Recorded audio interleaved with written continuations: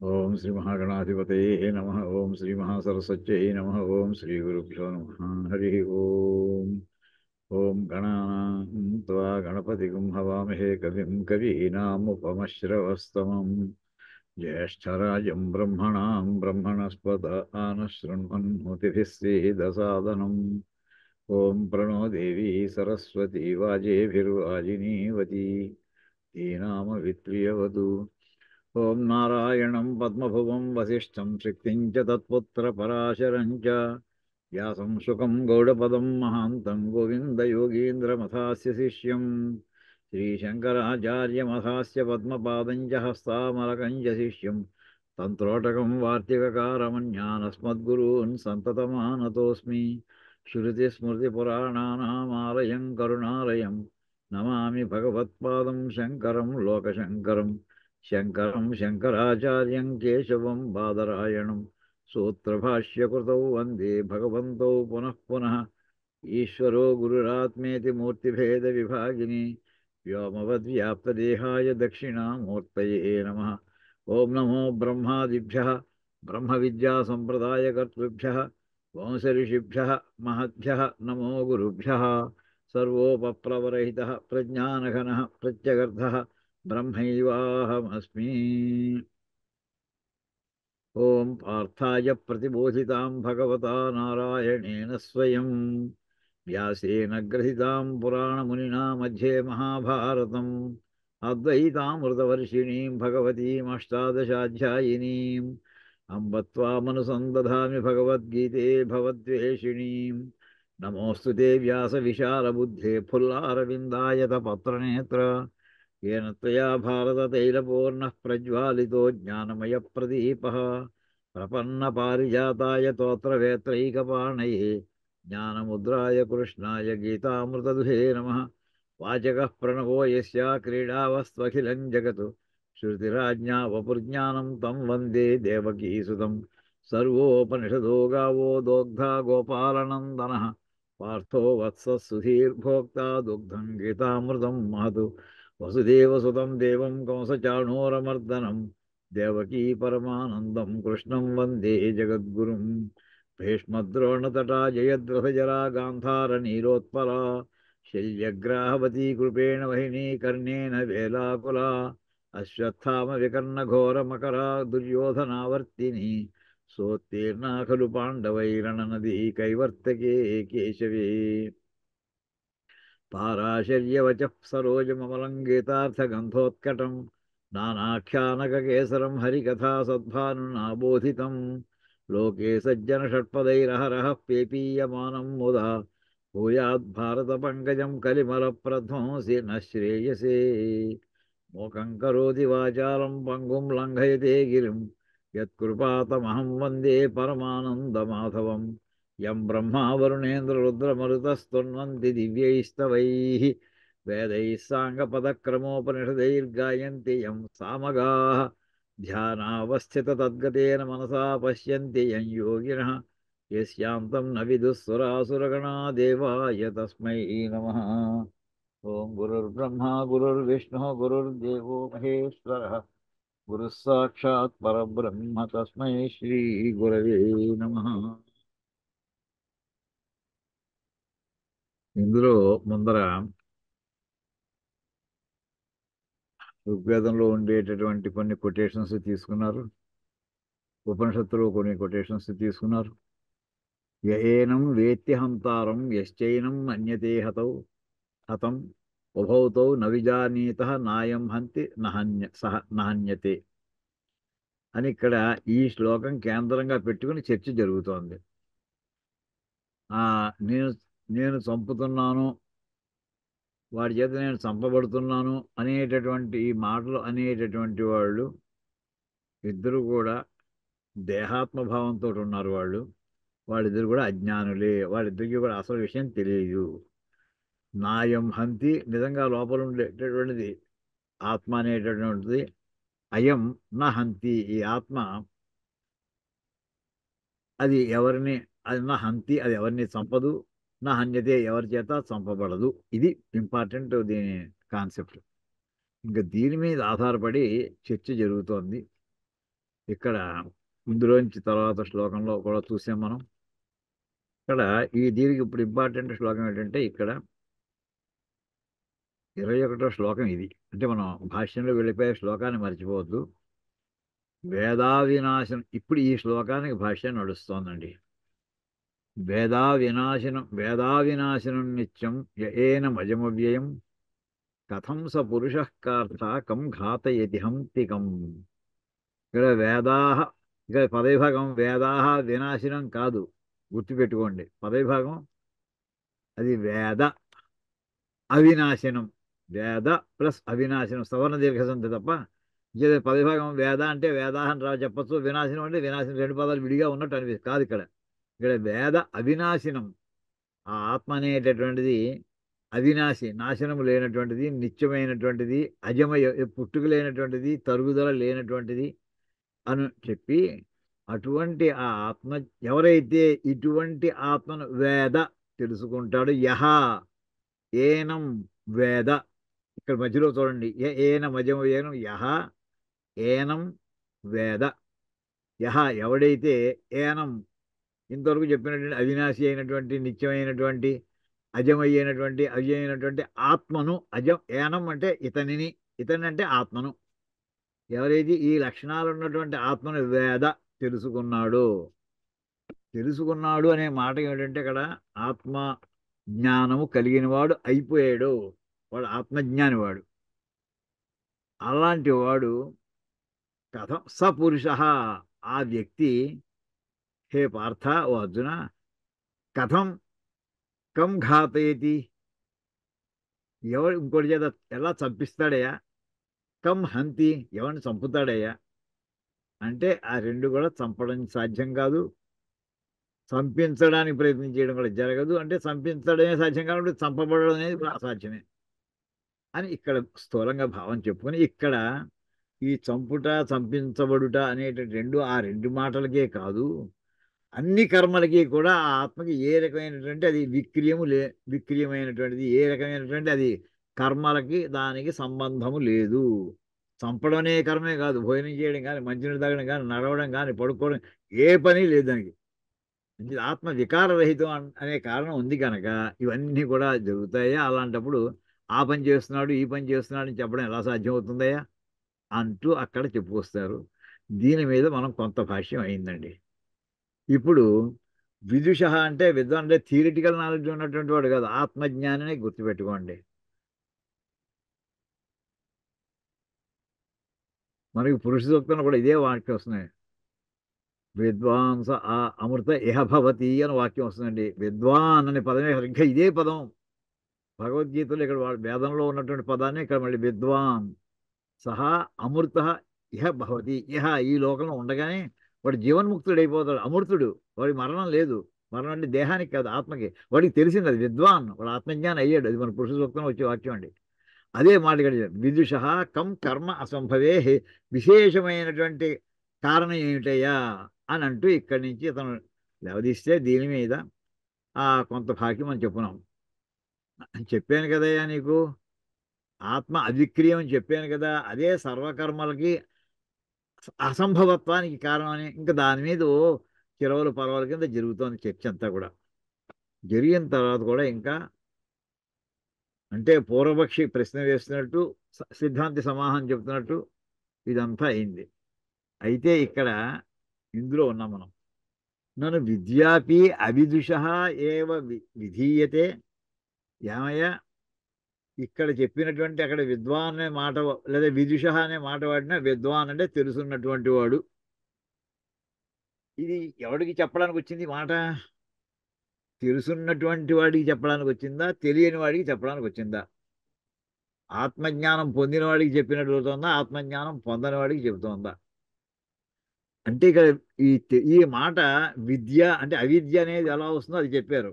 అది భ్రాంతి మూలకంగా ఏర్పడుతుందయ్యా, నేనే చేస్తున్నాను అనుకుంటూ ఉంటాడు. అలాంటి వాడికి నువ్వు చేయట్లేదురా, నువ్వంటే నీ దేహం కాదురా, ఆత్మ చేస్తుంది అని పైన ఒక ఆర్గ్యుమెంట్ చేశారు. అది అతనికే కాదు, అవిద్య అని చెప్పుకొచ్చారు అక్కడ. ఇప్పుడు విద్య అనే పదాన్ని పట్టుకుని దాని మీద చర్చ ప్రారంభించారండి. ఇంకేదంటే ఇక్కడ విద్యాపి అవిదుష ఏవ విధీయతే. అవిదుష అజ్ఞానికి విద్య కూడా అతనికే చెప్పడం జరిగింది కదా. అయితే అది బానే ఉంది. అ- అజ్ఞానికి విద్య నేర్పారంటే బానే ఉంది. కానీ విదిత విద్యస్య పిష్టపేషణవతు విద్యా విధాన ఆనర్థక్యాత్. విధాన ఆనర్థక్యాత్ అలా మళ్ళీ పదవిభాగం అక్కడ నర్థ కాదు ఆనర్థం అంటే అనర్థం యొక్క భావము ఆనర్థక్యము. విదిత విద్యస్య అంటే విద్య వచ్చినటువంటి వాడికి అంటే ఆత్మజ్ఞానం కలిగినటువంటి వాడికి మళ్ళీ పాఠం చెప్తాం అనుకోండి. అది ఎలా అంటే బియ్యాన్ని నూకలుగా చేసి నూకల్ని తిరగలో వేసి పిండి కింద చేసారనుకోండి. ఆ పిండిని మళ్ళీ ఇంకా పిండి చేస్తావా నువ్వు? పిష్ట పేషణ అవుతుంది. పిండి అయిపోయి ఉంది ఇది. పిండి అయిపోయిందని మళ్ళీ పిండి చేస్తానంటే ఏమిటి అర్థం ఉందా? పిండి కానటువంటి దాన్ని పిండి పిండిగా చేయడం అర్థం ఉంది. కానీ ఇక్కడ పిష్ట పేషణ అవుతూ పిండి అయిపోయినటువంటి దాన్ని పేషణం అంటే ఇంకా దాన్ని తిరగలో వేసి నూరడం చేసినట్టుగా అది విద్యా విధాన ఆనర్థక్యాత్. ఎవరికి? ఆ విద్య వచ్చేసినటువంటి వాడికి చెప్పడం అనేటటువంటి అనర్థము. అనర్థం అంటే ఏదో కీడు కాదండి, అర్థరహితము. అనర్థం అనే మాటకి అర్థం ఏంటంటే అర్థరహితము అని గుర్తుపెట్టుకోండి. అనర్థం నా అర్థ అంటే అనర్థ. అనర్థం అంటే మనం మామూలుగా ఏదో కీడు అనుకుంటా కాదు, అర్థరహితం. ఏం చేద్దంటే తత్ర అవిదుష కర్మాణి విధీయంతే న విదుష ఇది విశేష న ఉపపద్యతే. ఇంకేతంటే ఇది ఎవరికి చెప్పారంటే వాక్యం బాగుంటుందంటే అజ్ఞానికి చెప్పారంటే బాగుంటుందయ్యా. అవిదుష కర్మాణి విధీయంతే. ఆ జ్ఞానం ఇంకా ఆత్మజ్ఞానం కలిగినటువంటి వాడి కర్మల్ని విధించారు. నా విదుష కానీ విద్వాంసులు కాదు అని కానీ అలా నా విదుష ఇది విశేష నోపపద్యతే. కానీ విద్వాంసులు అయిపోయినటువంటి వాడికి చెప్పడం అనేది అసంభవం, అది సాధ్యం కాదు అది అని పూర్వపక్షి అంటే, కాదయ్యా ఇద్దరికీ చెప్పినట్టే అంటూ అక్కడ తేడాలు ఉన్నాయని చెప్పుకొచ్చారండి. నా ఈ మాట ఇక్కడ మరి దీంతో చెప్పింది పూర్వపక్షిగా తీసు నన్ను అని ప్రారంభించి ఒక క్వశ్చన్ వేస్తున్నట్టు. నా అంటే ఇక్కడ సిద్ధాంతి గారు మళ్ళీ మాట్లాడుతున్నాడండి. నా అంటే నువ్వు చెప్పింది కరెక్ట్ కాదయ్యా. అంటే చెప్పిన వాక్యం అజ్ఞానుడికే తప్ప జ్ఞానులకు వర్తించదు అని నువ్వు ఏ మాట అన్నావో ఆ మాట కాదయ్యా. అంటే ఆత్మజ్ఞానులు కూడా ఇందులో వర్తించేది ఉంది. ఎలాగా? ఏమిటి తేడా? ఎందుకు అలా రెండింటి వస్తుందంటే తేడా ఎక్కడుంది? ఇందాక పిండి అయిపోయిన దాన్ని మళ్ళీ పిండి చేస్తానంటే అర్థమైతే ఎలాగో అలాంటిదే అంటే అలా కాదయ్యా. అనుష్ఠేయస్య భావ అభావ విశేష ఉపపత్తే. భావాభావం అంటే భావ అభావ విశేష ఉపపత్తే. భావము అనుష్ఠేయస్య భావము అంటే అనుష్ఠేయము అంటే అనుష్ఠించవలసి ఉన్నది, భవిష్యత్తులో అనుష్ఠానం చేయవలసి ఉన్నది. దాన్ని ఎప్పుడు కూడా అనుష్ఠేయము అంటారు. అనుష్ఠితము అన్నారనుకోండి, అనుష్ఠించబడింది అంటే ఇది పాస్ట్ టెన్స్. అనుష్ఠితం అంటే పాస్ట్ టెన్స్, అనుష్ఠేయము అంటే ఫ్యూచర్ టెన్స్. ఇక్కడ అనుష్ఠేయస్య భావము ఒకడికి ఇంకా అనుష్ఠానము చేయవలసి ఉన్నది ఒకడికి, ఇంకొకడికి అనుష్ఠానం వర్తించదయా అభావం. వాడికి అనుష్ఠించవలసి ఏం లేదు వాడికి. అనుష్ఠేయస్య అంటే ఈ అనుష్ఠేయం అనేది ఈ రెండు పదాలు వర్తిస్తుందండి. అనుష్ఠేయస్య భావ విశేష ఉపపత్తే ఒకటి, అనుష్ఠేయస్య అభావ విశేష ఉపపత్తే ఒకటి. ఈ భావం అంటే ఉండుట, అనుష్ఠించవలసి ఉన్నది. ఎవరికి అది? అది అజ్ఞానులకి. మనమంతా ఆ కేటగిరీలో వాళ్ళం. గుళ్ళోకి వెళ్ళాలి, కార్తీక సోమవారాలు ఉపవాసాలు ఉండాలి, ఇంకో పౌర్ణమి నాడు ఉపవాసాలు ఉండాలి, ఉండగలిగితే ఉండలేకపోతే భోజనం చేసేసేయండి. ఇలాంటివన్నీ కూడా ఏదో అనుష్ఠానం చేయవలసినటువంటివి. కార్తీక సోమవారం అభిషేకాలు చేసుకోండి, ఏదో జపం చేసుకోండి, ఇలా ఇవన్నీ అనుష్ఠానం చేయవలసి ఉన్నవి. కానీ రెండో వాక్యం ఏంటంటే అనుష్ఠేయస్య అభావ విశేషము. అతను ఏ అనుష్ఠానం లేదయ్యా అతనికి అని రెండిట్లో తేడా ఉందయ్యా. ఇద్దరికిలోనూ కూడా తేడా ఉంది. అజ్ఞానికి ఆత్మజ్ఞానికి ఉన్నటువంటి తేడా ఏమిటంటే అజ్ఞానికి ఇంకా చేయవలసింది ఇంకా ఉంది, ఆత్మజ్ఞానికి చేయవలసింది ఏమీ లేదు అని ఇక్కడి తేడా గుర్తుపెట్టుకోవడం చక్కటి పదప్రయోగం చేశారండి. ఇక్కడ అదే మాటని అగ్నిహోత్రాది విధ్యర్థ జ్ఞానోత్తర కాలం అగ్నిహోత్రాది కర్మ అనేక సాధన ఉపసంహార పూర్వకం అనుష్ఠేయం కర్తాహం మమ కర్తవ్యం ఇత్యేవం ప్రకార విజ్ఞానవత అవిదుష యథా అనుష్ఠేయం భవతి నతు తథా అని అంతవరకు పెట్టుకోండి. తర్వాత రెండో భాగం ఏంటి? అభావన నతు తథా నజాయతే ఇత్యాది ఆత్మస్వరూప విధ్యర్థ జ్ఞానోత్తర కాలభావి కించిత్ అనుష్ఠేయం భవతి. నాహంకర్త నాహం భోక్త ఇత్యాది ఆత్మైకత్వ అకర్తృత్వాది విషయ జ్ఞానాత్ అన్యత్ న ఉత్పద్యత ఇది ఏషః విశేషః ఉపపద్యతే. ఎంత ఒక్క వాక్యం అండి ఇది, ఎంత కలిపి ఒక్క వాక్యం. జాగ్రత్త, ఈ సంధులు సమాసాలు వాహ వాడేశారు ఆయన. జాగ్రత్తగా పదవిభాగం జాగ్రత్తగా చూసుకుంటూ ఉండండి. ఇక్కడ ఏం చెప్తున్నారంటే, వేదం చదువుకున్నాడండి కుర్రాడు, ఏమండి శ్రౌతం కూడా నేర్చుకున్నాడు. వేదం ఒక్కటే చదువుకున్నాడు. వేదం చదువుకుని అప్పుడు కుర్రాడు 18 ఏళ్ళు 20 ఏళ్ళు వచ్చాయి అనుకుందామండి. తర్వాత ఏం చేయాలి అతను? వివాహం చేసుకున్నాక ఇంకా అగ్నిహోత్రాది కర్మల్ని ప్రారంభించాలి. అది ఎలా తెలుస్తున్నది? మరి గురుగారి దగ్గర వెళ్ళి అయ్యా ఈ శ్రౌతకాండ కూడా నేర్పండి అని అడిగి నేర్చుకుంటాడు. అది కూడా నేర్చుకున్నాడండి. నేర్చుకున్నాక ఏం చేయాలి? నేర్చేసుకుంటే అయిపోతుందా?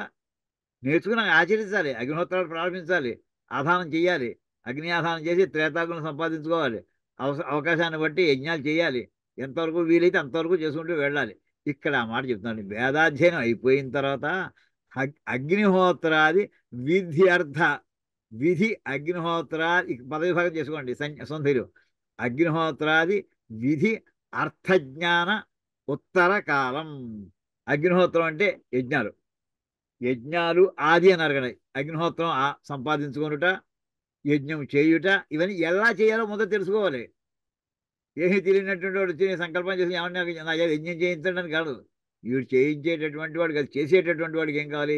వాడే సొంతంగా చేసుకుంటామంటే వేదాధ్యయనం చేస్తున్నాడు, ఇంకా అగ్నిహోత్రాలు అది నేర్చుకోలేదు, ఇప్పుడు నేర్చుకుంటాడండి.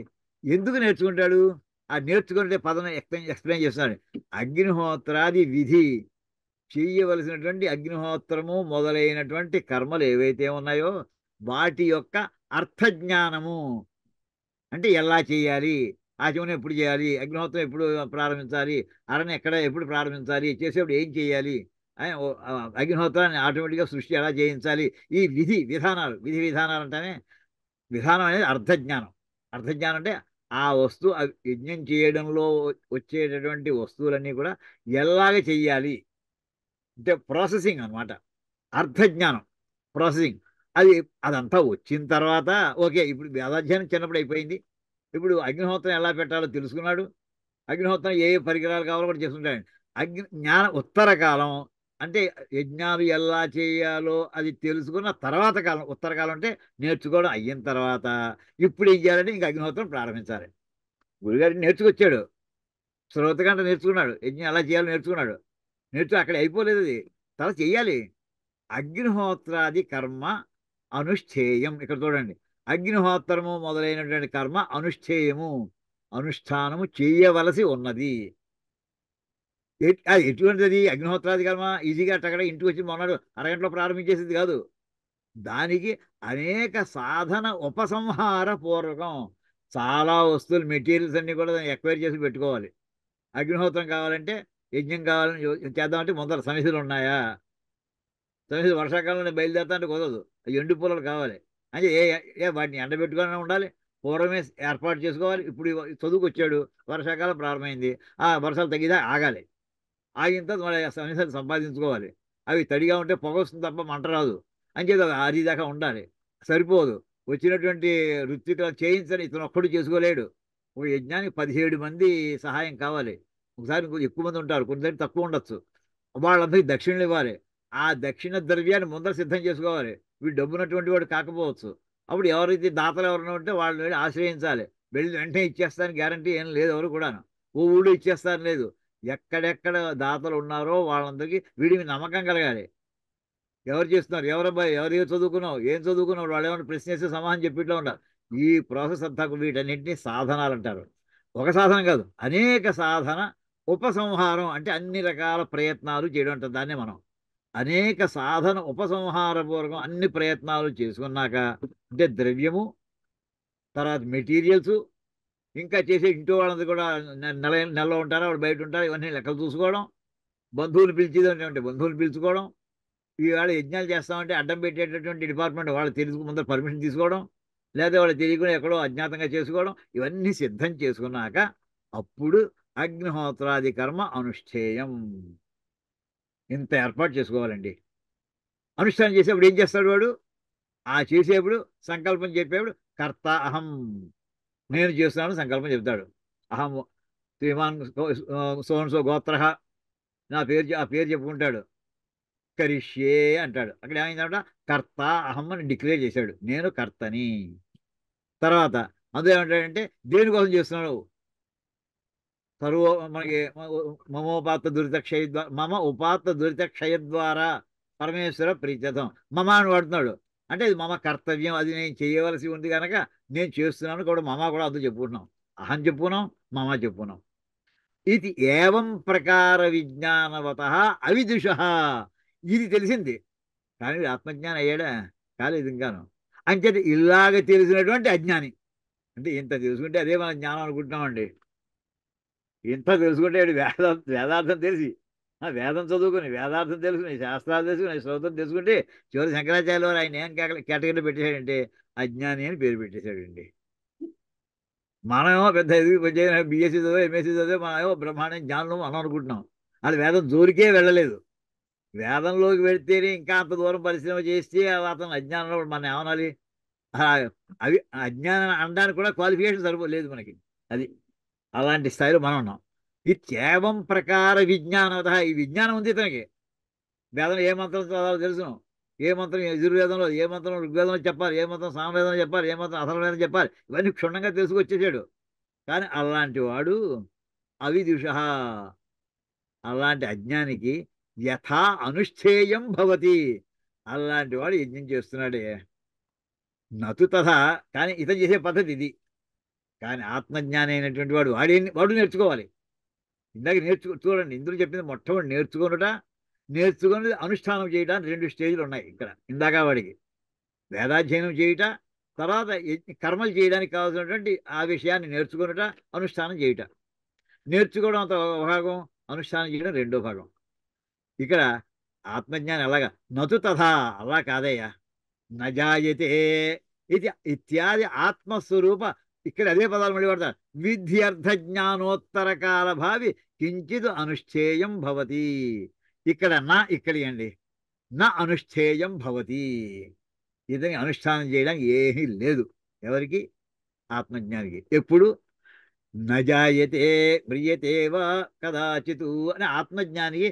అరే రే, నా బాడీ అయితే, దేహం అయితే అది పుడుతోంది పోతోంది, కానీ నా లోపల ఉన్నటువంటి ఆత్మ అది పుట్టట్లేదు పోవట్లేదు అని ఎవడైతే ఆ జ్ఞానాన్ని ఇత్యాది ఆత్మస్వరూప విధి అర్ధ జ్ఞాన ఉత్తర కాల భావి, అంటే వాడికి ఆ రకమైనటువంటి అనుభూతి, ఆత్మస్వరూపమునకు సంబంధించినటువంటి విధులు, దాని అర్థం, ఈ అంటే వేదాంత శాస్త్రం అర్థం అండి.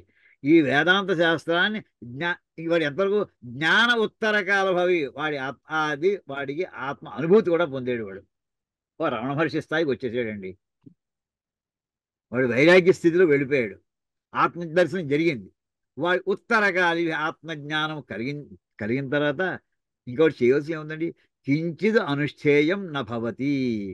అటువంటి వాడికి అనుష్ఠించవలసిన ఇంకా తర్వాత ఇంకేం లేదు. అంటే నేర్చుకోవడం వరకు ఉంది. నేర్చుకున్నది అనుభూతిలోకి తెచ్చుకోవడం వరకు అంతా కూడా నేర్చుకున్నట్టే లెక్క. అనుభూతిలోకి రావడం కూడా నేర్చుకోవడంలో భాగమే. నేర్చుకున్నాక ఇంకేమైపోయింది? ఇంకోటి మనలో లేడు. ఇంకోటి ఆత్మజ్ఞానంలో కూర్చున్నాడు వెళ్ళి. సంయమం చేయక్కర్లేదు వాడికి, ఇంకేం అక్కర్లేదు వాడికి. అంతే వాడు. అంతే వాడికి అనుష్ఠాయం ఉండదు. ఏం చేత? వాడు ఏ భావంలో ఉన్నాడు? వాడు నా అహంకర్త. ఇందాక వాడేమో కర్త అహం అని కూర్చున్నాడు, వాడు సంకల్పం చేస్తున్నాడండి.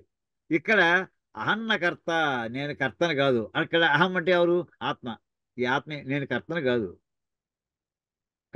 కర్తృత్వం లేదు దానికి. కర్తృత్వం ఉంటే భోక్తృత్వం, ఫలం కూడా అనుభవించాలి. ఏదో చేస్తుంది దేహంతో కూడినటువంటి ఈ దేహం చేస్తుంది అంతే. సంఘాతంతో కూడిన ఇంద్రియాలతో కూడిన ఈ సంఘాతం చేస్తోంది అంటూ చేస్తాడు. నాహం భోక్త. ఎప్పుడైతే కర్తని నేను కాదు అనుకున్నాడో, ఆ ఫలం, దానివల్ల చేసినటువంటి యజ్ఞయాగాదుల వల్ల వచ్చే ఆ ఫలము ఇతనికి అంటదు, ఆ ఆత్మకి అంటదు. అహం అంటే అక్కడ నాహం భోక్త. అయ్యో ఫలం వచ్చిందంటే అది జనకాదేహ. అక్కడ మనకి కర్మనైవహి సంసిద్ధి మాస్థిత జనకాదేహ అనే దానికి భాష్యం ఇది చెప్తారండి. ఆ జనకుడు చేసేప్పుడు నేను కర్తను కాదు, చేస్తున్నాను అంతే. చెయ్యాలి కదా అని చేస్తున్నాను. నాహం భోక్త, ఆ ఫలం నాకు సంబంధం లేదు. అది దేహానికి సంబంధించి అంతే. అది ఏమవుతుందో సుఖమో దుఃఖమో నాకు సంబంధం లేదు.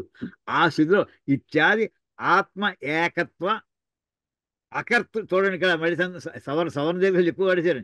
ఇత్యాది వాడు ఏ రకమైన భావంలో ఉన్నాడండి? వాడు ఏ స్థాయిలో ఉన్నాడు? ఇత్యాది ఆత్మ ఏకత్వ సమస్త జీవుల్లో ఉండేటువంటి అన్ని ఆత్మలు కలిపి ఒకటే, నేను అదే. ఈ దేహంలోని ఆత్మ వేరు, ఆ దేహంలోని ఆత్మ వేరు అని అనుకోవట్లేదు వాడు. సమస్తమైనటువంటి బ్రహ్మాండాల్లోనూ ఉన్నటువంటిది ఒకటే ఆత్మ అనే భావంలో వాడు స్థిరమైపోయి ఉన్నాడు అందులో. అది ఒకటి ఆత్మ ఏకత్వము. రెండోది అకర్తృత్వాది విషయ జ్ఞానాత్, నేను కర్తను కాదు అనే భావన. అకర్తృత్వం, కర్తృత్వం కాదండి. ఇందాక వాడికి కర్తృత్వ భావన ఉంది, ఇక్కడ వీడికి నాకేం సంబంధం లేదు, అవుతుంది, పనులు అవుతున్నాయి అంతే. ప్యాసివ్ వాయిస్లో జరుగుతున్నాయి, ఇక్కడ అక్కడ యాక్టివ్ వాయిస్లో ఉన్నాడండి. అక్కడ అవిజ్ఞా అకర్తృత్వాది విషయ జ్ఞానాత్ అన్యత్ న ఉత్పద్యతే ఇది ఏష విశేష ఉపపద్యతే. అంటే ఆత్మజ్ఞానికి అంచేత ఇతనికి ఆ ఆత్మజ్ఞానంలో ఉండుట తప్ప ఇంకొక చెయ్యవలసిన పని ఇంకొకటి ఏది ఏర్పడదు అని ఇక్కడ చివరికి సారాంశం అదేయ్యా. పునః ఇది అక్కడ వాక్యం, ఇప్పుడు ఇదండి మొత్తం వాక్యం అంతా. అంటే వేదాధ్యయనం చేసి తర్వాత శ్రౌతకాండ కూడా అధ్యయనం చేసిన తర్వాత చేయవలసిన ఏమిటంటే, ఆ చదివిన దానికి ప్రయోజనం ఏంటంటే యజ్ఞం చేయుట. అది ఇంకో కర్మ. అది ఎలా చేయాలో తెలుసుకున్నాడు, ఆ చేయవలసి నేర్చుకుందానికి ఇప్పుడు ఆ పని చెయ్యి, యజ్ఞం చెయ్యి. దానం చేద్దామని భావన కలిగింది, డబ్బులు సంపాదించి పెట్టుకో, ఇప్పుడు దానం చెయ్యి. యుద్ధం చేద్దామని భావన కలిగింది, యుద్ధాన్ని ప్రిపేర్ అవ్వు. అస్త్రవిద్యలు శస్త్రవిద్యలు నేర్చుకో, తర్వాత యుద్ధం చెయ్యి. వీటన్ని నేర్చుకోనంటే ఒక భాగము, ఆ నేర్చుకున్న దాన్ని వినియోగించుంటే రెండో భాగం. కానీ ఆత్మజ్ఞానికి ఒకటే, అవి తెలుసుకున్నట్టే. అది తెలుసుకునేవాడు బ్రహ్మలో ఆత్మలో కలిసిపోయేవాడు. ఇంకా వాడు చేయవలసినట్టు ఏం లేదు. సమస్త బ్రహ్మాండము వాడిలాగే కనిపిస్తుంది, వాడే అయిపోయి కూర్చున్నాడు వాడు. భిన్నమైన ధ్యానం ఉంటే చేయడం చేయకపోవడం, అది భిన్నత్వమే లేదు వాడికి. అందులో వాడికి అకర్తృత్వం, నేను చేస్తున్నాను భావన అసలు వాడికి అది లేదు అసలు అని చెప్పుకొచ్చి ఇక్కడ యఃపునః అయితే ఎవరైతే కర్తాహం ఇది వేత్తి ఆత్మానం, ఎవడైతే నేను కర్తను అని అనుకుంటున్నాడో, అంటే దీన్ని ఆత్మానం వేత్తి, ఆత్మను అంటే తనను కర్తని భావిస్తున్నాడో, తస్య ఎవడైతే నేను కర్తను అంటే వాడు దేహాత్మ భావంలో ఉన్నాడు. దేహము ఆత్మ ఒకటే అని భావంలో ఉన్నాడు. దేహం చేస్తోంది కానీ చేస్తున్న ఆత్మే చేస్తోంది అనే భావంలో ఉన్నాడంటే, నేనే చేస్తున్నాను అంటే వాడు దేహాత్మ భావం. దేహమే నేను, ఆత్మే దేహం అనే భావంలో ఉన్నాడు వాడు.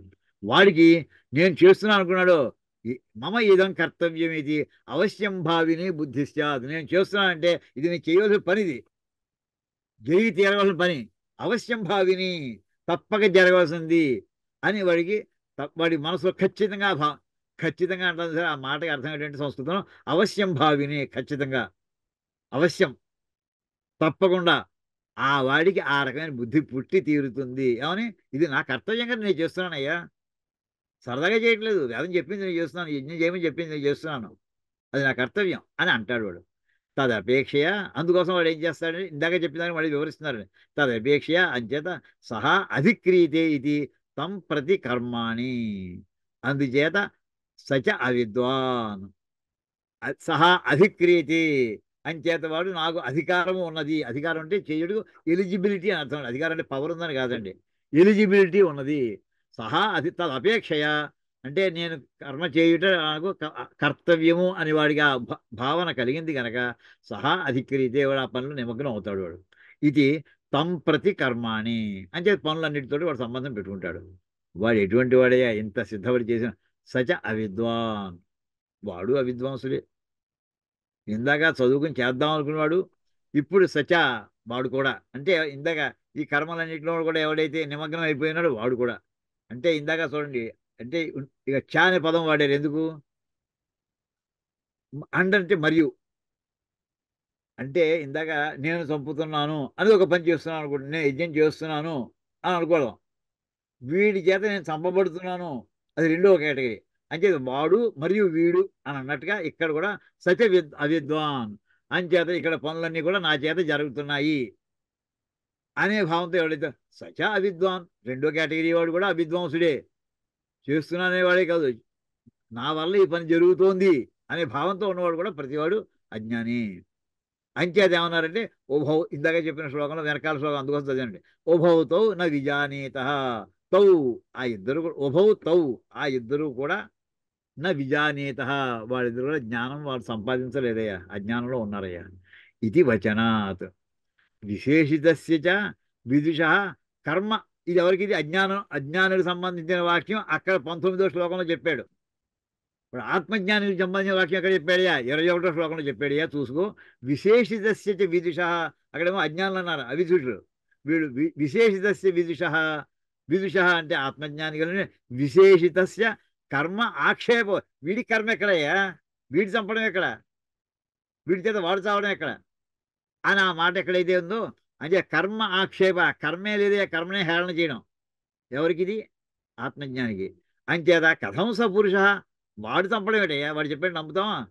కథం స పురుష అంటే అంటే క్వశ్చన్లో ఆన్సర్ కూడా పెట్టడం. అంటే ఆ పురుషుడు ఆత్మజ్ఞాని అయినటువంటి వాడు నహంతి నహన్యతే, లేదా ఇంకోటి ఎవరి ప్రేరేపించడు కూడా. ఇది తస్మాత్ అంటే ఇందాక మొట్టమొదట ఏమయ్యా విశేష వచనం ఏమైనా ఉందా అని మొట్టమొదటి ప్రారంభించాడండి. అదేనయ్యా చెప్పాను కదా, అవిక్రియత్వం అని చెప్పాను కదయ్యా నీకు. ఆత్మ అవిక్రియం చెప్పాను కదా, ఆత్మకి మార్పు లేవని చెప్పాను కదా, అదేనయ్యా. అలా ఎలా కుదురుతున్నాయి? అజ్ఞానికి వేరు జ్ఞానికి వేరుని వాళ్ళు పూర్వపక్షి చేసినటువంటి వాదనంతకి కొట్టేసి చివరికి విశేష అవిక్రియాత్మదర్శన, ఏ రకమైనటువంటి మార్పులు లేనటువంటి ఆత్మదర్శనం చేసినటువంటి విదుష విద్వాంసుడికి, లేక ముముక్షోశ్చ మోక్షాన్ని పొందాలని కోరిక కలిగినటువంటి వాడు. ఎటువంటి వాడు? ఆత్మదర్శి అయినటువంటి మోక్షగామి వాడు. ఇంకా ఆత్మదర్శనం అయ్యింది, ఇంకా మోక్షం రాలేదు, గ్యాప్ ఉంది మధ్యలో. అలాంటి వాడికి సర్వకర్మ సన్యాసే ఏవ అధికార, వాడికి అధికారం ఉందయ్యో. దేంట్లో తెలిసిన సంపూర్ణ అన్ని కర్మల్ని వదిలేయడంలో వాడికి అధికారం ఉందంతే. అధికారం ఉందంటే వాడు అలాగే చేస్తాడు అని అర్థం. మళ్ళీ అధికారం వచ్చింది కదా మళ్ళీ ఇంకోటి ఏదో వచ్చి బయలుదేరతాడు కదా, కరెక్ట్ బయలుదేరతాడు కాదండి. అంటే అన్ని పనులకి వాడి సంబంధం లేదు. వాడికి కర్మ చేయడం ఏ రకంగా అయితే అధిక్రియతే అనే పదం వాడారండి. వాడికి కర్మ చేయడం ఎలా అయితే ఆ అవకాశం వచ్చిందో, వీడికి సర్వకర్మల్ని సన్యాసం చేయడంలో వదిలిపెట్టడంలో వీడికి అధికారం కలిగింది అని అక్కడ చెప్పుకొచ్చారండి. ఇది కొంచెం జటిలంగా ఉన్నటువంటి పదాలు, అంచేత కొంచెం ఎక్కువసేపు చెప్పాల్సి వస్తుందండి సంధుల సమాసాలతో. అందుకోసం ఇద్దరిని ఇలా 2 రకాలన్నావు కదా. ఈ మాట కృష్ణ భగవాన్ స్పష్టంగా చెప్పాడా? నువ్వు చెప్తున్నావు అంతే, పూర్వపక్షికి లేకపోతే మన సిద్ధాంతి భాగంలో ఉందయ్యా. కృష్ణ పరమాత్మే సాక్షాత్ ఆయన మాటలోనే వింటారు మీరు తర్వాత. అతయేవ భగవాన్ నారాయణ కృష్ణ అనట్లేదండి, అతయేవ భగవాన్ నారాయణ అంటే ఇక్కడ పాఠం చెబుతున్నటువంటి వాడు, భగవద్గీత చెబుతున్నటువంటి వాడు భగవంతుడు. ఎవరైంట? నారాయణుడే సాక్షాత్తు భగవద్గీత చెప్పాడని. దేవకీ వసుదేవుల యొక్క సంతానమైనటువంటి కృష్ణుడు కాదండి ఇక్కడ పాఠం చెబుతున్నది.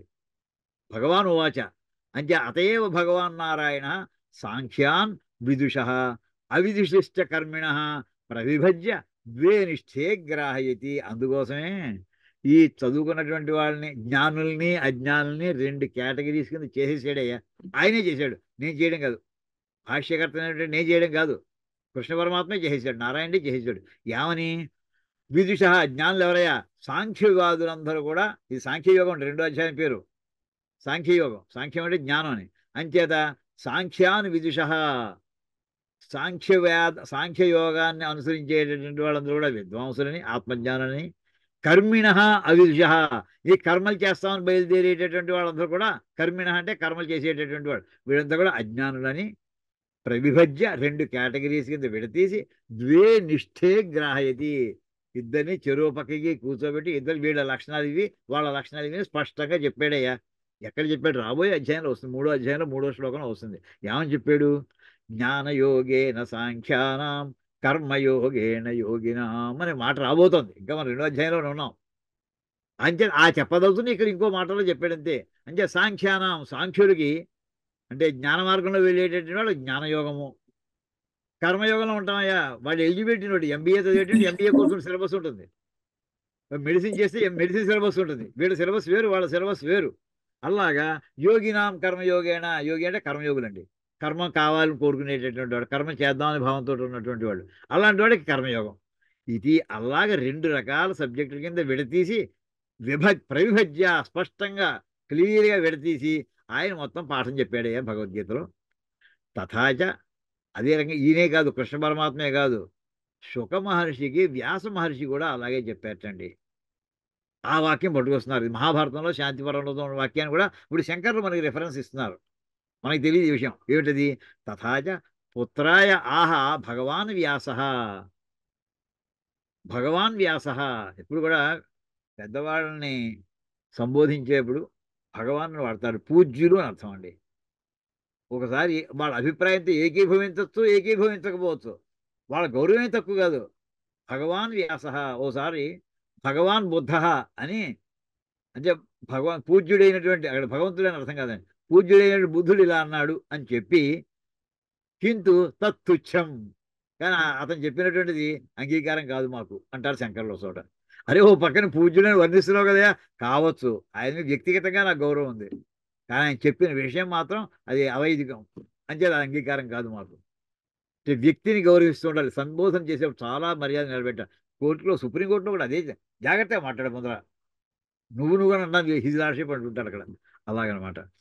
భగవాన్ వ్యాస, పూజ్యుడైనటువంటి వ్యాసం ఏమన్నారయ్యా, మహాభారతంలో శాంతిపరంలో 241 అధ్యాయంలో 6వ శ్లోకంలో అండి, ద్వావిమావథ పంథానౌ, ఇది పదవిభాగంలో చేస్తారండి. ద్వౌ ఇమౌ అథ, 3 పదాలు ఉన్నాయండి అక్కడ. ద్వావిమౌ అంటే ద్వౌ ప్లస్ ఈ, అది కాస్త ద్వావిమౌ అథ పంథానౌ. ఒక్క సెకండ్ అండి, ఎవరు వచ్చారు అర్జెంటుగా, ఇప్పుడే వస్తానండి జస్ట్.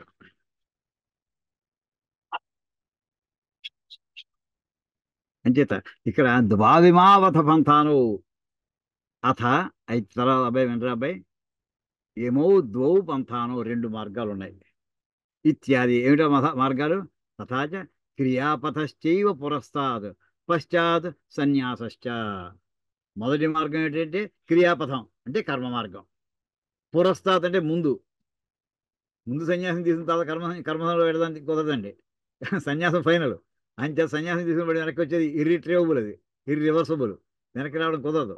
అంటే క్రియాపథశ్చే పురస్తాద్, ముందుగా క్రియాపథం కర్మ మార్గం, పశ్చాత్ తర్వాత సన్యాసశ్చ, అంటే మనకి ఇందులో వస్తుంది అనమాట. ఆత్మదర్శనం ఆ సన్యాస భాగంలోకి వస్తుంది, అంటే సాంఖ్య మార్గంలోకి వస్తుంది. ఇది ఏతమేవ విభాగం పునః పునః దర్శేతి భగవాన్. ఈ విషయాన్ని మళ్ళీ మళ్ళీ మళ్ళీ మళ్ళీ భగవంతుడు కృష్ణ పరమాత్మ చెబుతూనే ఉంటాడు. అది పునః పునః దర్శేతి భగవాన్. అతత్వవిత్ అహంకార విమూఢాత్మ కర్తాహమితి మన్యతే. నేను కర్తని అని ఎవరు అనుకుంటాడంటే అతత్వవిత్. తత్వవిత్ అంటే తత్వము తెలిసినవాడు, అంటే ఆత్మజ్ఞానం పొందినటువంటి వాడు. ఆ తత్వవిత్ అంటే నైతత్పురుష, అంటే ఆత్మజ్ఞానం పొందనటువంటి వాడు. ఇంకా ఏంటి, అహంకారము అంటే అహం కర్త, మమ కర్తవ్యం, అహం మమకారము అహంకారము రెండిటితో ఉన్నటువంటి అహంకారముతో విమూఢాత్మ, అందులో ఉన్నటువంటి ఆ భ్రాంతిలో ఉన్నటువంటి వాడు కర్త అహం ఇది మన్యతే, నేను కర్తను అని భావిస్తూ ఉంటాడు. ఇదంతా ఎవరి భాగానికి, ఇది క్రియాపథంలో వెళ్ళేవాడికి.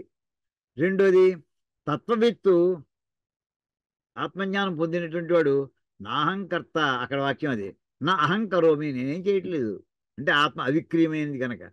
ఇది తథాచ, అంచేత సర్వకర్మాణి మనసా సన్యాస్. చూడండి ఇక్కడ ఒక మాట ఎందుకు వాడతారంటే ఇంకా చర్చ ఇంకా నడిపించాలని ఉంది ఆయనకి. అలాంటి ఉదాహరణ వాక్యం పట్టుకొస్తారు అని చెప్పి, ఇది అలాగే ఇది తథాచ సర్వకర్మాణి మనసా సన్యస్యాస్తే చాలాసార్లు మళ్ళీ మళ్ళీ చెప్పాడన్నారు కదండి. ఇందాక 3వ అధ్యాయంలో, భగవద్గీతలోనే 3వ అధ్యాయంలో 27వ శ్లోకం, మళ్ళీ 5వ అధ్యాయంలో 13వ శ్లోకం ఇత్యాది చాలా చోట్ల చెప్పాడయ్యా. పునఃపునః పునఃపునః అన్నారు కదా. అంచేది ఇక్కడ సర్వకర్మాణి మనసా సన్యస్యాస్తే, అన్ని కర్మల్ని మనస్సుతోటి సన్యసించి ఉంటాడయ్యా వాడు అని అన్నారండి. అని చెప్పి ఇది దేనికి చెప్పినట్టుగా కనిపిస్తుంది, ఇందాక దాన్ని ఉదాహరణ వాక్యంగా కనిపిస్తోంది మనకి. కాదండి, అది ఉదాహరణ వాక్యం అవుతుండగా ఇంకా చర్చలో ఇంకా లోతుకు తీసుకెళ్ళడానికి ఆ పదం, ఆ ఎగ్జాంపుల్ తీసుకున్నారండి ఆయన. ఇక్కడ ఏమయ్యా సర్వకర్మాణి మనసా సన్యస్త, ఇప్పుడు అసలు విషయం వదిలేసాడండి పూర్వపక్షి, ఇప్పుడు ఈ వాక్యాన్ని పట్టుకుంటాడు. ఈ వాక్యాన్ని పట్టుకుని దీని మీద ఇంకా చర్చ నడిపిస్తారు. చూడండి, సర్వకర్మాణి మనసా రాసుకోండి వస్తే, ఇందులో ఎన్ని పదాలు ఉన్నాయా, ప్రతి పదం పదం వెనకాల దాన్ని చిత్త కూడా వదిలిపెట్టేస్తారండి. సర్వకర్మాణి మనస సన్యస్య ఆస్తే, సర్వకర్మలు అనే పదం ఒకటి, మనస అని ఒకటి, సన్యస్య ఒకటి, ఆస్తే ఒకటండి. ఏమంటే ఇక్కడ ఈ పదం ఎలా కుదురుతున్నాయా, ఆ పదం ఎలా కుదురుతున్నాయా, అన్వయం ఎలా కుదురుతున్నాయా, అన్ని రకాల విశ్లేషణ చేస్తారండి. ఇప్పుడు చూద్దామంటే తర్వాత దానికి. తత్ర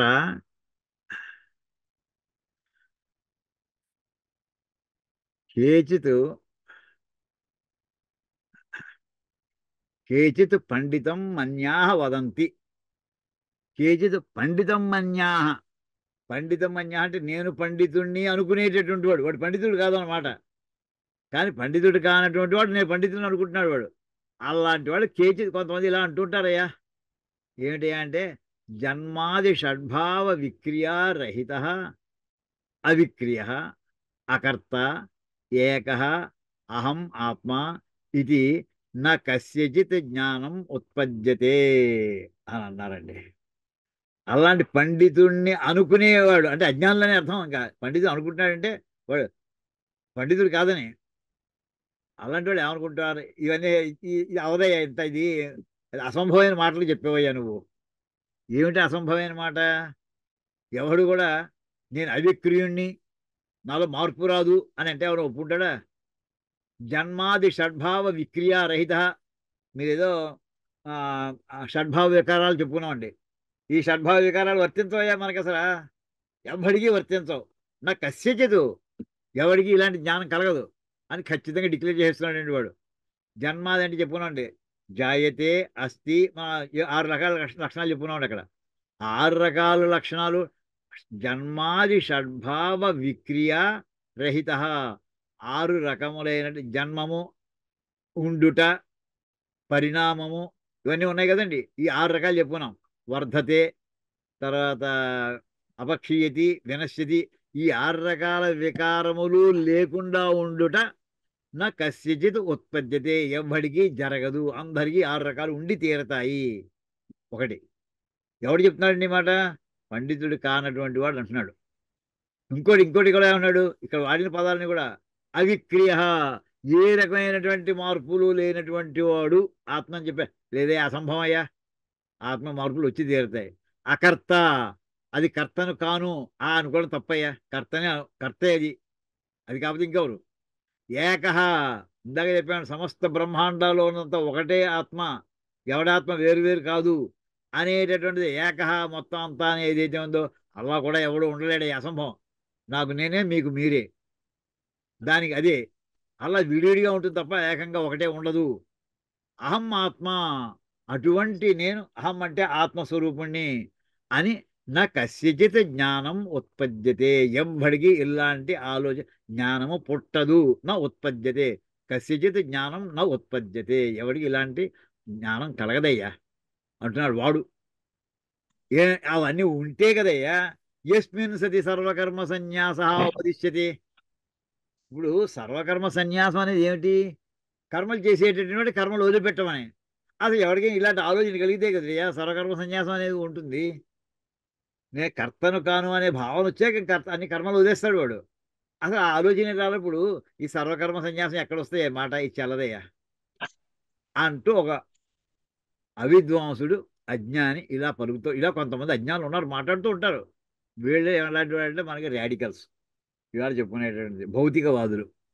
వీళ్ళందరూ ఇలా అంటుంటారు. అంటే ఈ వేళ చేసేటువంటి వాదన ఏముంది, చూపించేది ఉంటే దేవుడు ఉన్నాడా, ఉంటే చూపించు, ఇలాంటి మాట్లాడుతుంటారు. సార్ ఇలాంటి వాళ్ళని ఈ కేటగిరీ వాళ్ళు ఏమంటారో కూడా ఆయన మనకి టెక్స్ట్ ఇచ్చేసారు, వాడు చెప్పే మాటలు కూడా. చెప్పి దానికి ఆన్సర్ నా తప్పయ్యా నువ్వు చెప్పింది, ఆ అజ్ఞాని చెప్పిన మాటలు అంగీకారం కాదు అని ఒక్క మాటలో ముందు చెప్పేస్తారు. శంకరుల యొక్క భాష్యం యొక్క లక్షణం ఏంటి తెలుసునండి? అవతలవాడు ఎంతసేపు అరగంట సేపు మొరెత్తుకున్నాక ఆయన చెప్పదలుచుకుని 1-2 అక్షరాలు తేల్చేస్తారని ముందు జడ్జిమెంట్ ఇచ్చేస్తారు. తను ఇచ్చిన జడ్జిమెంట్ ఆయన వివరణ ఇచ్చుకుంటారు ఆయన. నా అంతే, నువ్వు చెప్పింది తప్పయ్యా. అది ఎవరు చెప్తున్నారంటే అటు నజాయతే ఇత్యాది శాస్త్రోపదేశ ఆనర్థక్యాత్. మొట్టమొదటి కారణం ఏంటి? నువ్వు చెప్పింది తప్పని అనడానికి. మన శాస్త్రాలు మన హితం కోసమే వచ్చినవి కదయ్యా.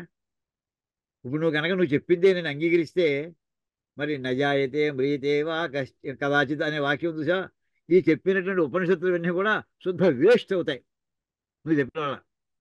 నువ్వు నన్ను తిట్టు పర్వాలేదు, ఉపనిషత్తులు వేస్ట్ అనేంత స్థాయి మనగాడు అనుకోసరా. శాస్త్ర ఉపదేశ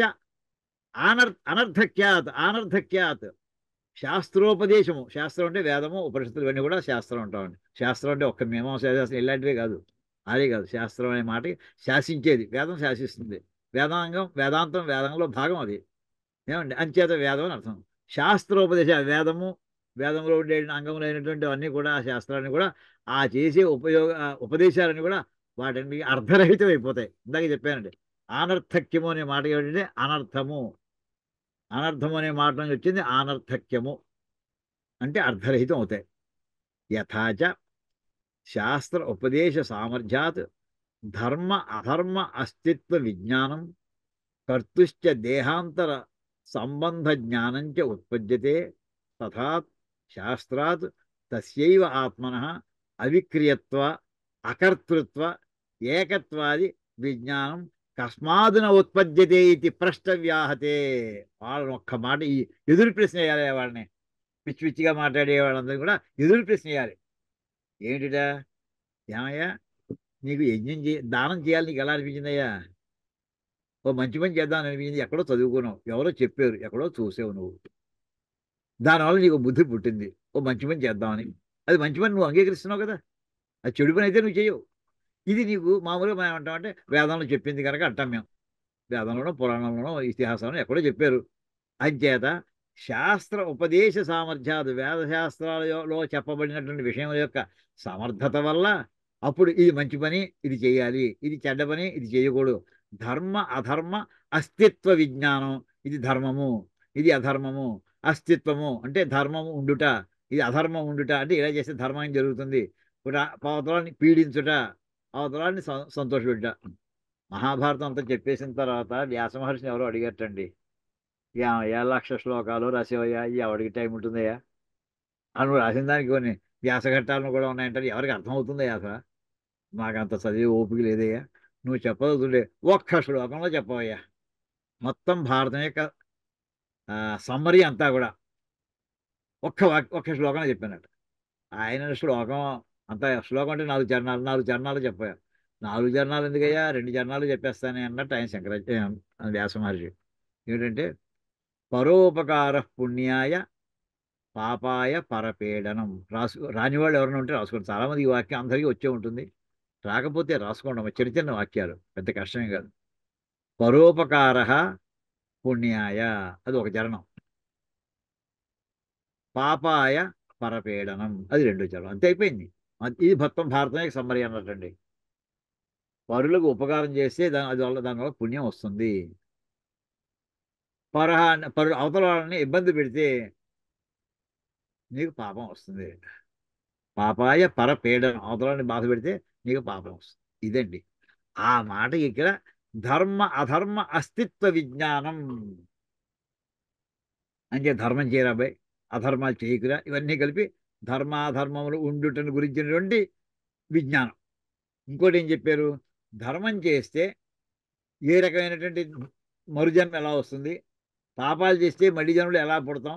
కర్తుష్ట ఇవి చేసేటటువంటి వాడికి దేహాంతర సంబంధ జ్ఞానంచ ఉత్పద్యతే. తర్వాత దేహాంతరం అంటే ఈ దేహం కాకుండా ఇంకో దేహం, అక్కడ దానికి సంబంధించినటువంటి జ్ఞానం కూడా ఇప్పుడు తెలుస్తూ ఉంటుంది వాడికి. అంటే చెప్తారు. ఎవరు చెప్పారు నీకు? ఈ జన్మలో అన్ని మంచి పనులు చేస్తే నీకు మంచి జన్మ వస్తుందని వేదం చెప్పింది కదా, నమ్ముతున్నాం. మనం చూడలేదు కదా, మళ్ళీ జన్మ ఇంకా మనం పొందలేదు. ఇవన్నీ కూడా వేదం, శాస్త్రం, మన స్మృతులు, వీటన్నిటి వల్ల మనకి దేహం తర్వాత రాబోయే జన్మల యొక్క సంబంధం గురించినటువంటి జ్ఞానం కూడా దేనివల్ల వస్తుంది? వేదం వల్లనే వస్తుంది. సో ఇది ఒప్పుకుంటున్నావు కదా నువ్వు. ఇది ఒప్పుకున్నప్పుడు ఆ వేదమే ఇంకో మాట కూడా చెప్పిందయ్యా దాని ఆఖరి పేజీల్లోను. ఏమనంటే తథా శాస్త్ర తస్యైవ ఆత్మన. ఆ శాస్త్రమే ఏం చెప్పిందంటే తస్యైవ ఆత్మన, అతనికే అవిక్రియత్వం కూడా ఉందని చెప్పింది. వాళ్ళు ఆత్మడికి ఆత్మ ఉందయ్యా, ఆత్మకి మార్పు రాదయ్యా. అకర్తృత్వం, అది ఏ పని చేయటం లేదయ్యా. ఏకత్వం, అది మొత్తం విశ్వలో ఉన్నటువంటి ఆత్మంతా ఒకటేనయ్యా.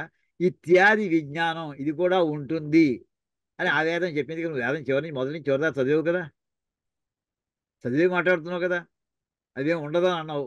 ఇప్పుడు అది ఉంది, నువ్వు చదివిన వాడు ఇచ్చే వేదం చదివిన వాడు అయ్యుండి కూడా ఇలా నువ్వు నిందిస్తుంటే మరి అది వేదం చెప్తా అంటే కర్మలు చేస్తే మళ్ళీ జన్మ వస్తుంది, మంచి జన్మ వస్తుందని అంగీకరించినటువంటి వాడు ఈ ఆ వేదం చెప్పినటువంటి ఆత్మ గురించి ఇలా లక్షణాలు చెప్తే ఆ జ్ఞానం ఎందుకు కలగకూడదయ్యా అని ఎవరిని అడగాలట? ఈ ప్రశ్న వేసిన పిచ్చి పిచ్చి ప్రశ్నలు ఏంటి వాడిని వెళ్ళి అడగండి. ఇది ప్రశ్నవ్యాహతే, వాళ్ళు ప్రశ్నించాలి. అంటే ఏంటంటే వాళ్ళని సరిగ్గా మాట్లాడండి, మీరు ఏం మాట్లాడుతున్నారు, నోరుంది కదా అని మాట్లాడడం కాదు, మాట్లాడాలి కదా అని మాట్లాడడం కాదు, మాట్లాడవలసిందే మాట్లాడండి. మనం ఇది చాలాసార్లు చెప్పుకుంటూ ఉంటాం ఈ వాక్యాన్ని. వక్రమస్తి తన వక్తవ్యం, వక్తవ్యమితన వక్తవ్యం, వక్తవ్యమేవ వక్తవ్యం అని అలాంటి వాళ్ళు ఎదురు ప్రశ్న వేయాలి వాళ్ళని. అది చెప్పిన వేదం అది చెప్పినప్పుడు ఇది కూడా చెబుతుంది అని ఎందుకు నువ్వు గ్రహించవు? ఇది ప్రశ్నవ్యాతే. అయితే వాడు అంటాడు కరణ గోచరత్వ అది చేతు, వాడు ఏమనొచ్చు? నా కంటి కనిపించాలి కదా, చెవులకు వినిపించాలి కదా, లేదా దేహాన్ని స్పర్శ తెలియాలి కదా, అదే అవన్నీ నాకు ఇంద్రియాలకు లోపల తెలుస్తున్నాయి. ఇది ఇంద్రియ కరణ గోచరత్వాత్, కరణ ఇదేమంటది? కరణ అగోచరత్వాత్. వెంటనే చూడండి, ఇవన్నీ ఇంద్రియాలు దొరకవు, అది అవిక్రియం ఎలా తెలుస్తుంది నాకు? ఇది చేత్ నా. అప్పుడు సమాధానం చెప్తున్నారండి. ఇంద్రియాలకు నాకు కనిపించదు కదా, చూపించంటే దేవుడు చూపించంటే మిగతావన్నీ చూపించవచ్చు, ఓ కంప్యూటర్ చూపించవచ్చు, ప్రపంచంలో ఏ వస్తువునైనా చూపించవచ్చు, దేవుడు చూపించగలమా? సాధ్యం కాదు. ఎందుచేత? అది వాడి కళ్ళ కనిపించట్లేదు కదా అని అంటే అప్పుడు నువ్వు చెప్పాలి నా మనసైవ అనుద్రష్టవ్యం ఇది శృతే. వేదం ఇంకో మాట చెప్పింది, అయ్యో ఇది మనస్సు చేతనే చూడదగినటువంటి ఇది. ఇంద్రియాలు 5 కాకుండా, పంచజ్ఞానేంద్రియాలు కాకుండా 6వ మనస్సు. ఈ 5 ఇంద్రియాలు జ్ఞానేంద్రియాలు అందించలేని విషయాన్ని మనస్సు ఇస్తుందయ్యా. అక్కడ ఆ వాక్యం బృహదారణ్య ఉపనిషత్తులు చెప్పింది ఆ వాక్యం. మనసైవ అనుద్రష్టవ్యం. దీని పదవిభాగం ఎలా చేస్తామండి? మనసా ప్లస్ ఏవ ప్లస్ అనుద్రష్టవ్యం. మనసా మనస్సు చేత, ఏవ మనస్సు చేతనే, ఏవకారం అంటాం, అంటే ఓన్లీ బై మైండ్. అనుద్రష్టవ్యం క్లోజ్లీ టు బి అబ్జర్వ్డ్ అని మనసు. ఇది శృతే అంటే వేదంలో చెప్పింది ఆ వాక్యం. నువ్వు కళ్ళతో చూపించు, చెవులతో, ఈ చెవులు పనిచేయవు అక్కడ ఆ విషయాన్ని గ్రహించడానికి అని చెప్పి ఇది శృతి వేదంలో అలా చెప్పింది కదా. చెప్పి ఇంకోటి, ఈ మనస్సు అంటే ఏమిటనుకుంటున్నావు? అంటే చెడ్డ పనులు చేయడానికి ఉపయోగిస్తున్నారు అనుకుంటున్నావు? కాదయ్యా. భగవద్గీతలో వస్తుందండి, మన ఏవ మనుష్యాణం కరణం బంధమోక్షయో. ఈ లోకంలో ఉండేటటువంటి అన్నిటితోటి రాగద్వేషాలు ఇరుక్కుపోయి సంసారంలో పడి కొట్టుకుపోవడానికి కారణం మనస్సు. అదే మనస్సును ఆత్మజ్ఞానం కలగడానికి కూడా మనస్సే. రెండిటికి దాని ఆసక్తి. అది ఎలా అవుతుందయ్యా అంటే చెడుగా మామూలుగా సామాన్యంగా అని బ్యాడ్ థాట్సే వస్తాయి, చెడ్డ ఆలోచనలే వస్తూ ఉంటాయి అనుకుందామండి. అది మంచి ఆలోచనలు ఎలా వస్తాయి? వస్తుంది. ఎలా చెప్తున్నారు ఇక్కడ, అక్కడ చక్కటి ఈ గొప్ప వాక్యం అండి, ఇది కంఠస్థం చేసేయాలండి. శాస్త్ర ఆచార్య ఉపదేశ శమదమాది సంస్కృతం మనః ఆత్మదర్శనే కరణం. శాస్త్రములు అంటే వేదాల శాస్త్రములు, ఆచార్య ఉపదేశము గురువుల యొక్క ఉపదేశము, ఇంకోటి మనం చేసే సాధనలో శమదమాది సంస్కృతం మనః, శమము దమము మొదలైనటువంటి వాటితోటి ఉన్నటువంటి సంస్కరించబడినటువంటి మనసు అది పాజిటివ్గా కన్వర్ట్ అవుతుంది అండి. అరే ఇంకా ఇవి తెల్లారి లేవలేదు, ఇంకా కార్తీక మాసం వెళ్ళిపోతుంది, లే స్నానం చేయి అని లోపల నుంచి ప్రేరేపణ చేస్తుంటుంది అది. స్నానం చేయి, వెంటనే లే, దీపం పెట్టుకోండి, ఇంకోటి చేయండి, ఇంకోటి చేయండి. ఆ రకంగా అది ఇజ్జత సంస్కృతం మనః. అది సంస్కరించబడిన మనసు ఏం చేస్తుందంటే ఇంకా బాగా సంస్కరించబడితే ఆత్మదర్శనే కరణం. ఆ అదే సాధన అవుతుంది. అదేంటో ఆత్మదర్శనం సాధన అవుతుంది మనస్సు. అంచేది ఇక్కడ మనసేవ అనుద్రష్టవ్యం అనేది అటువంటి సంస్కరించబడిన మనస్సు చేత చూడడం జరుగుతున్నాయా ఈ అవిక్రియత్వం, ఏకత్వం ఇవన్నీ కూడాను. తథాచ తదధిగమాయ అనుమానే ఆగమే చ సతి జ్ఞానం నోత్పద్యతే ఇది సాహసం ఏతది. ఏం how dare you to say? ఎంత సాహసం మాట్లాడుతున్నారా నువ్వు అసలు? ఇది అసంభవం అంటావా? నువ్వు సాధ్యం కాదని అంటావా? నువ్వేం చదివావని? అది పొందడానికి అనుమానే ఆగమే సతి. మనకి ఇన్ఫరెన్స్ వల్ల, అనుమానం అంటే సస్పిషన్ కాదండి, అనుమానం అంటే ఇన్ఫరెన్స్. ఆగమం అంటే వేదశాస్త్రాలు. వేదశాస్త్రాలు చెబుతున్నాయా, నీ అనుభవంలో నీకు తెలుస్తున్నాయా, ఇవన్నీ కూడా. ఇవన్నీ ఉండగా ఈ జ్ఞానం పుట్టదు, అందుచేత అసంభవం అని అనడం ఎలాంటి తెలిసినా ఇది సాహసమే. అది చాలా సాహసంగా మాట్లాడుతున్నావు. దాని English how dare you are to say అంటుంది సార్. ఎంత సాహసంలో నువ్వు ఆ మాట అనడానికి, అంటే నువ్వు అనర్హుడివి ఆ మాట అనడానికి చెప్పడానికి ఇదండి సాహసమేతతో. ఇది 2-3 సార్లు ఇది పతంజలి భాష్యంలో కూడా మనం చెప్పుకుంటూ ఉంటామండి. వేదాలు ఎన్నున్నాయని చెప్తే ఈ పదం ఎక్కడ ప్రయోగించి కథలో విడిగా చెప్పాను ఒకసారి. సాహసమే ఏతదంటారు అక్కడ పతంజలి మహర్షి కూడా. జ్ఞానంచ ఉత్పద్యమానం తద్విపరీతం అజ్ఞానం అవశ్యం బాధతే ఇది అభ్యుపగంతవ్యం. ఇప్పుడు ఈ రకమైన జ్ఞానం, ఏ జ్ఞానము? సంస్కరించబడిన మనస్సు పొందే జ్ఞానం. ఏమిటది? ఏ సంస్కారాలు దానివల్ల ఏమొస్తాయంటే, ఆత్మ అవిక్రీయమైనది, ఆత్మకి కర్తృత్వం లేదు, ఆత్మ అంతా కూడా ఒకటే. ఇవన్నీ కూడా ఈ జ్ఞానంచ ఉత్పద్యమానం, ఈ రకంగా ఉద్భవించిన ఏర్పడిన ఈ జ్ఞానం ఏం చేస్తుందంటే, తద్విపరీతం అజ్ఞానం, దానికంట భిన్నమైనటువంటి, దానికి ఆపోజిట్గా ఉండేటువంటి అజ్ఞానాన్ని అవశ్యం బాధతే, దాన్ని తొలగిస్తుంది తప్పకుండా. అంటే ముందర అజ్ఞానంతో మనం బయలుదేరాం. ఎప్పుడైతే ఆత్మజ్ఞానం కలిగిందో ఆ ఆత్మజ్ఞానం ఈ అజ్ఞానాన్ని తొలగిస్తుంది. అవశ్యం బాధతే, తప్పకుండా ఈ బాధిస్తుందని. ఇది అభ్యుపగంతవ్యం అని తెలుసుకోవాలి.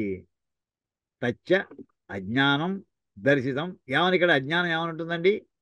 ఈ మనకి అర్జునుడి విషయంలోకి వచ్చేప్పటికి అజ్ఞాన హంత అహం, హత అహం అస్మి ఇది తౌ ఇది ఉభౌ న విజానీత ఇది. అజ్ఞానం ఎలా ఉంటుంది?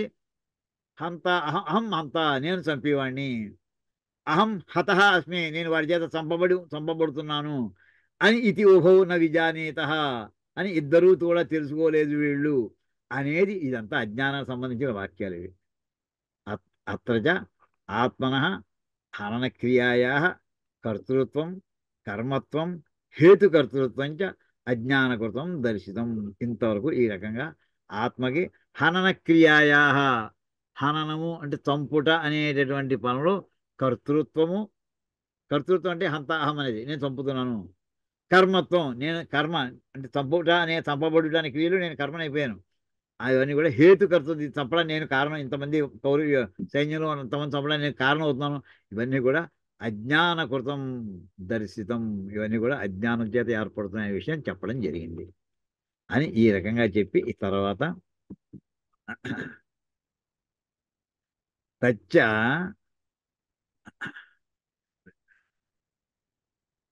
సర్వక్రియాసవి అయిపోయిందండి. ఆ. తచ్చ సర్వక్రియాస్వపి సమానం కర్తృత్వాదే అవిద్యాకృతత్వం. అంటే ఇది ఈ రకంగా ఇప్పుడు చెప్పిన వాక్యం, అక్కడ కర్మ చంపుట చంపబడుట అనే పదాలు రెండే వాడారు. అది ఆ రెండింటికే కదయా. సర్వక్రియాస్వపి సమానం, అన్ని రకాల పనులను కూడా వర్తిస్తుంది సమానంగా. అదే ఇది applicable in all the cases. దేంటో కర్తృత్వం అదే అవిద్యా కృతత్వం, ఇవన్నీ కూడా అవిద్య చేత అజ్ఞానం వలన ఏర్పడినటువంటి నేను కర్తను, నేను కర్మను అనేటటువంటి ఇవన్నీ కూడా అన్ని పనులకి ఇదే కారణమయ్యా. కానీ అవిక్రియత్వాత్ ఆత్మన విక్రియావాన్ హి కర్త ఆత్మన కర్మభూతం అన్యం ప్రయోజయతి కురు ఇది. అంచేత అవిక్రియత్వాత్, వికారం లేనటువంటి దానివల్ల ఆత్మ, ఆత్మన అవిక్రియత్వాత్ ఆత్మన అంత అంతా ఎందుకు వచ్చిందంటే, ఆత్మకి వికారము మార్పు చెందుట లేదు, కానీ ఈ భావం ఏదైతే వస్తుందో అంతా కూడా అజ్ఞానం వలన ఏర్పడుతోంది. విక్రియావాన్ హి కర్త ఆత్మన కర్మభూతం అన్యం ప్రయోజయతి కురు ఇది. ఇది ఎవరైతే విక్రియావాన్ హి కర్త అంటే వికారము కలిగినటువంటి కర్త ఆత్మని ఏమనుకుంటున్నా అంటే కర్మభూతంగా దీన్ని భావిస్తున్నాడు. అన్యం ప్రయోజయతి, ఇంకోటి చెప్తున్నాడు నువ్వు చంపు అని. అన్యం ప్రయోజయతి అంటే నియోజన చేస్తున్నాడు. కురు ఇది, నువ్వు చెయ్యి, నువ్వు చంపు. మూడు రకాల పదాలు చేయండి ఇందులో. నేను చంపుతున్నాను, నేను చంపబడుతున్నాను, నువ్వు వెళ్ళి వాడిని చంపు. ఈ మూడో రకం ఏంటంటే అవతల వాడిని ప్రేరేపించడం. ఆ వాక్యం కూడా ఎందుకండి అక్కడ అది కూడా వచ్చింది. అంటే దానికి కూడా అర్థం రాసేశారు. తదేతత్ అవిశేషేణ విదుష సర్వక్రియాసు కర్తృత్వం హేతుకర్తృత్వం చ ప్రతిషేధతి భగవాన్ విదుష కర్మ అధికార అభావ ప్రదర్శనార్థం వేదా వినాశనం కథం సపురుష ఇత్యాదిన. అక్కడ కృష్ణ పరమాత్మ ఈ రెండు మాటలు ఎందుకు వేశాడు తెలిసిన, ఈ రకమైనటువంటి మొత్తం సమస్తమైనటువంటి అన్ని క్రియల్లోనూ కూడా ఆత్మ ఏ సంబంధం లేదని చెప్పిన తర్వాత అవిశేషేణ అంటే ఇంకా అది ఇదని కాదు. విశేషం, విశేషం అంటే ఏంటంటే దీనికంటే అది, ఇది దానికంటే విలక్షణమైందయ్యా. అవిశేషం అది ఇదని లేదయ్యా, మొత్తాన్ని కూడా అందంగా అవిశేషం అంటుంటారు. అందరికీ వర్తిస్తుంది చెప్పడానికి అనమాట, జనరల్ రూల్ అనమాట.